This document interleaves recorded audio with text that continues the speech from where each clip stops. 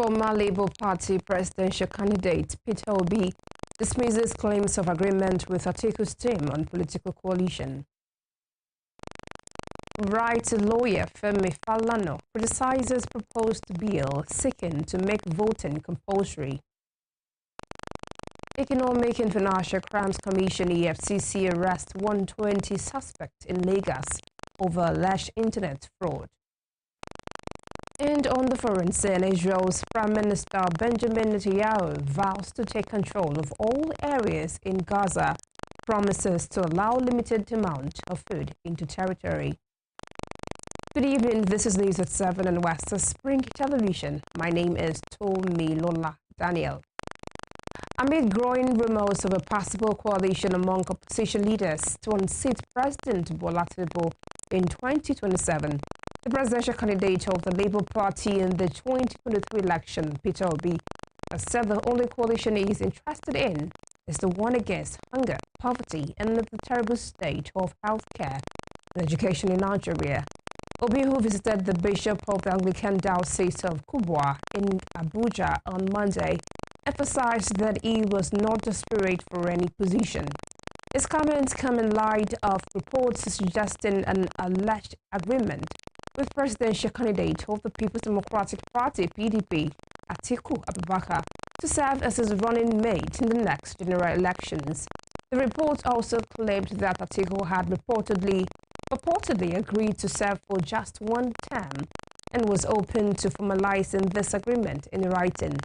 However, Obi dismissed the report, saying those making such claims were promoting selfish political interests that do not benefit the country. The former Anambra governor also donated to a school project in the diocese. Senator representing Kogi Central Natasha Akpoti-Uduaghan has petitioned the Inspector General of Police, Kayode Egbetoko, alleging that the Senate President, Godswill Akpabio, is behind a coordinated smear campaign aimed at tarnishing her reputation. In a letter dated May 15, the lawmaker accused Akpabio of deploying media proxies to publish false and damaging stories about her. Akpoti-Uduaghan cited several online platforms such which simultaneously published articles on May 10, accusing her of sponsoring terrorism, orchestrating killings in Kogi Central, and involvement in illegal arms deals. The lawmaker said the claims were not only baseless, malicious, and defamatory, but also posed a danger to her family, and her political career. She described the publications as cyberbullying and character assassination orchestrated to legitimize her as a federal lawmaker and create grounds for politically motivated investigations or illegal actions. In a petition, Akpoti-Uduaghan called for a thorough investigation into the individuals and media outlets involved, and particularly urged the RGP to probe the role of Akpabio in the matter. She also urged the police to take steps to protection, citing threats to security arising from the terrorism allegations. A senior advocate of Nigeria, Femi Falana, has criticized the proposed bill seeking to make voting compulsory in Nigeria, describing it as a violation of citizens' constitutional rights. The bill, sponsored by Speaker of the House of Representatives, Tajuddin Abbas, proposes a 6-month jail term or a fine of 100,000 naira for eligible voters who fail to participate in elections. Abbas said the objective is to address low voter turnout, promote civic responsibility, and transform voting from a personal choice into a legal obligation. However, Falana, in a statement issued on Monday, said the proposal runs contrary to several provisions of the 1999 Constitution. According to the human rights lawyer, constitutional provisions safeguard the right of Nigerians to privacy, freedom of thought and conscience, as well as the right to register and vote voluntarily in national and state elections. In other news, President Bola Tinubu has urged Nigerians to use their diversity for the country's stability and rapid development. He said this on Sunday in Rome Italy when he received members of the Catholic Bishops' Conference of Nigeria. The president also issued a stirring call to leaders at all levels to work for the betterment of the citizenry. He said it was historic being the president of Nigeria when the new pope was inaugurated in Rome.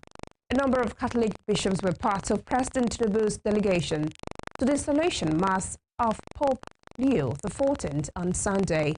Archbishop Lucius Ugoji, Archbishop of Owerri and President of the Catholic Bishops' Conference of Nigeria, thanked President Tinubu for facilitating their visit to the Vatican. He said development signaled a new era of a more robust relationship between the President and the Catholic Bishops' Conference. It's consistent in the true sense of unity in diversity, and I'm greatly honored. We have to continue to work on it. It's a work in progress for the sake of our country and the continent as a whole. I think it's very, very symbolic and indicative of the great solidarity that he continues to show, not just to the Muslim community, but to the entire Christian community. He has shown this solidarity with the millions of people who are of the Catholic faith in Nigeria by attending this Mass, being himself a Muslim. This has also shown his commitment to the advancement of peace, not just in the African region, but globally also, because this particular Pope is committed to the restoration of peace in Ukraine. He's committed to the restoration of peace in Gaza. And these are aspirations also shared by the President of the Federal Republic of Nigeria. And you also have to underscore the personal element, because the Secretary of the Vatican, Cardinal Parolin, actually extended this invitation to President Bola Tinubu on behalf of the Pope of the Augustine Order, who had spent a great deal of time in Nigeria. So he has a personal connection and affiliation to Nigeria. And moving on, the Economic and Financial Crimes Commission, EFCC, has arrested 120 suspects in Lagos over alleged internet fraud. A statement by EFCC spokesperson Dele Oyewale said the suspects, comprising 95 males and 25 females, were arrested on Monday at various locations in Lagos State. Oyewale said the anti-graft agency recovered 26 exotic cars, an expensive jewelry, smartphones, laptops, and incriminating documents from the suspect. The EFCC spokesperson said the suspect will be arraigned in court after investigation. In Imo State, the police command has clarified reports concerning 15 students of Eminent Scholars Imperial Academy, Onitsha, Anambra. The students were said to have entered a chartered bus which departed Onitsha on May 16 for their rescheduled Unified Tertiary Matriculation Examinations UTME at a CBT center in Okigwe Zone, Imo State. They were said to have been kidnapped and declared missing on Saturday. However, in a statement on Monday, Imo Police spokesperson Henry Okoye said no abduction occurred. He said the students, together with their proprietor and support staff, safely arrived in Imo State and sat the examinations as scheduled. However, during their return journey, the school bus experienced a mechanical failure in the Amuro area of Okigwe, where mobile network coverage is limited. The police spokesperson added that the police command, in close collaboration with sister security agencies, safely escorted them to Wiri, where arrangements were made to tow and repair the school bus. The Lagos State Police Command has confirmed the arrest of Inspector Obig Modestus, a police officer seen in a viral video violently assaulting an Uber driver. The video, which was shared by ex-users, showed the officer repeatedly beating the driver. Responding to the video on Monday, the spokesperson for the Lagos State Police Command, Benjamin Hundeyin, stated that the police officer will be handed over to the Provost Department for appropriate disciplinary measures. Still in Lagos, one of the construction workers trapped under the rubble of the collapsed building at Idi Araba in the Mushi area of the state has been recovered dead. The one-story building, which was under construction, came down around 3:30 p.m. on Sunday. The coordinator of the National Emergency Management Agency, Lagos Territorial Office, Ibrahim Fariluye, said 3 others had been rescued alive. He added that search and rescue operations would continue.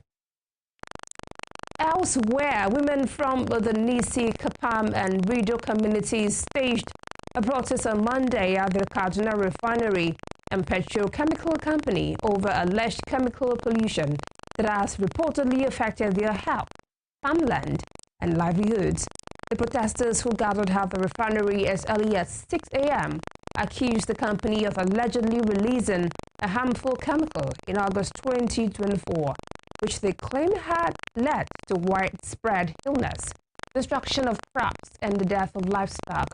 The women's leader of the Nisi community, Mrs. Julina Abrak, said the chemical emission had rendered farming activities impossible and left many residents sick and hungry.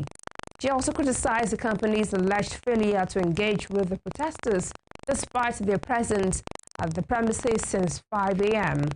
A president of CAPA, Mrs. Kelita Yaguda, recounted her own experience with the suspected chemical exposure. Yaguda added that no medical tests were carried out. The community has been left to manage ongoing health issues and worsening food insecurity. The Joint Action Committee of the Senior Staff Association of Nigeria Universities, SANU, and Non-Academic Staff Union of Allied Institutions, NASU, has rejected the recent distribution formula adopted for the disbursement of the 50 billion naira approved by the federal government for university-based unions.